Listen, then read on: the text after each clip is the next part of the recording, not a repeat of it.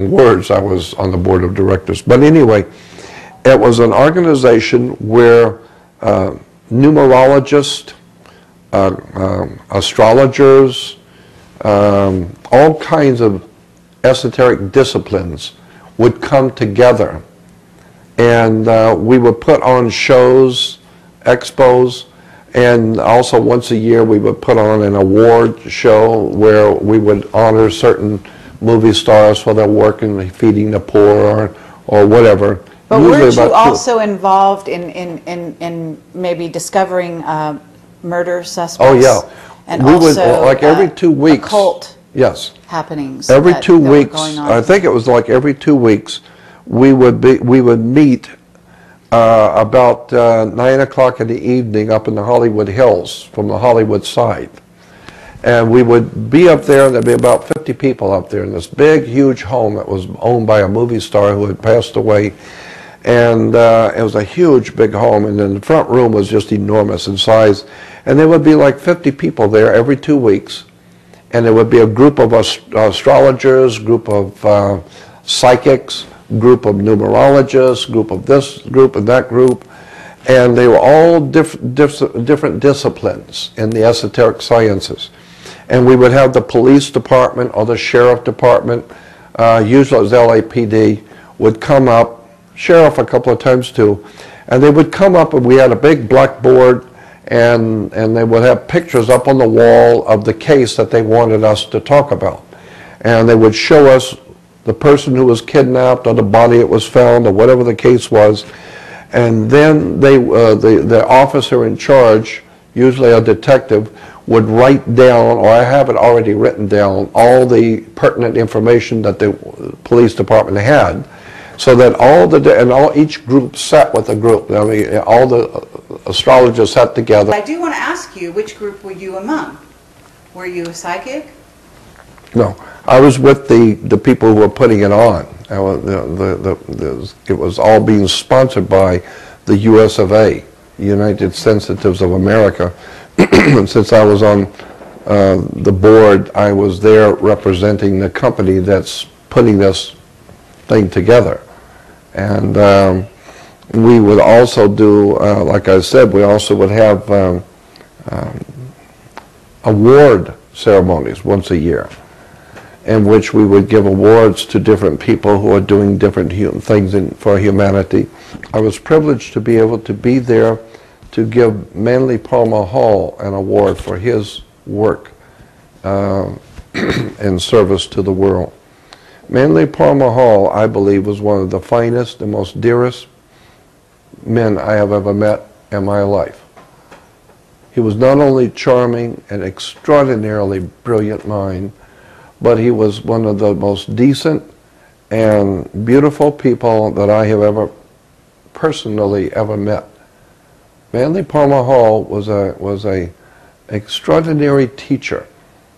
He never promoted anything.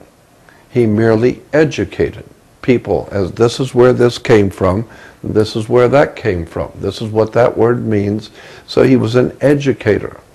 People have called him all kinds of names because he was a Mason. I knew him personally. I've been to his home. When he died, he left me a beautiful gift.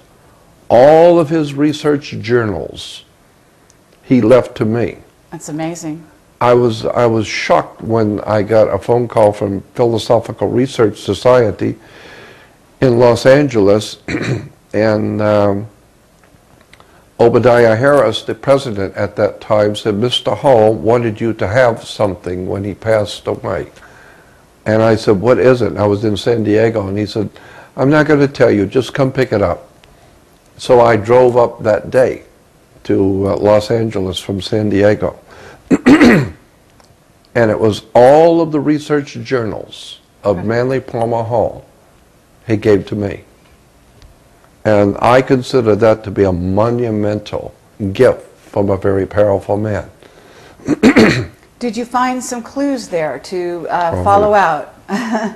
Tons of stuff there. Okay.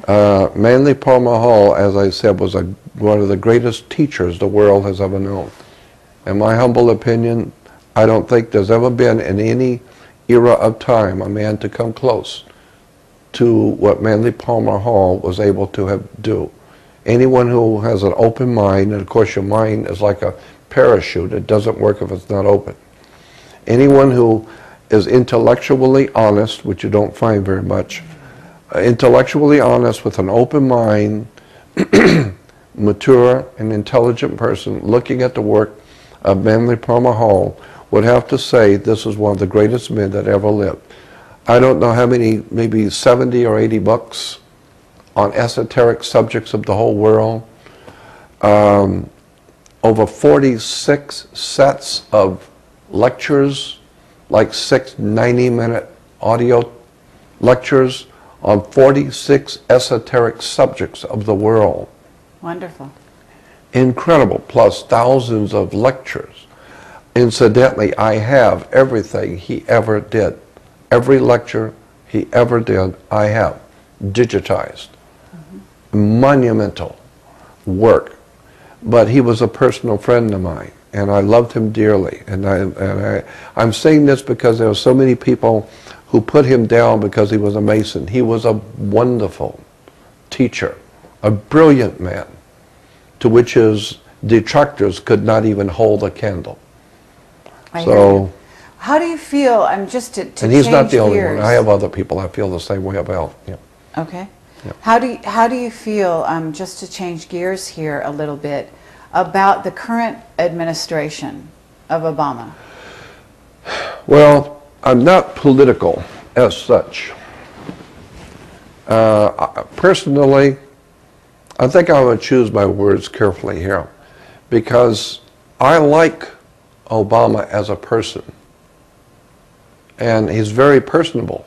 He's the kind of guy I would love to sit and chat with, and his children are beautiful.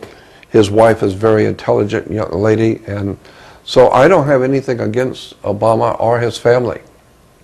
I think they're very personable and very interesting people. But it's the powers behind him that he represents that's frightening to me. I know things about the people who are behind him that is absolutely staggering, frightening. I live in fear of what's coming because of what I know, not because of what I believe or think, because of what I know. Are you talking about war? Are you talking about an agenda that involves war, World War III? Well, that's always possible. Let me go back and say this. Again, I have nothing against Obama as a person, and I like him. The family, I have nothing against them at all.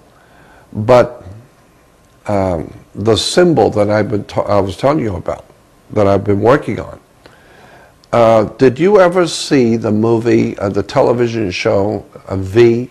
Oh, absolutely. The very first one? Yeah. Well, the ABC is now remaking V. They're remaking it. And I was shocked. Someone sent me an email. I think they were in Hollywood. And they sent me an email with a picture from the new movie coming out soon. I think it's going to come out in the next month or so.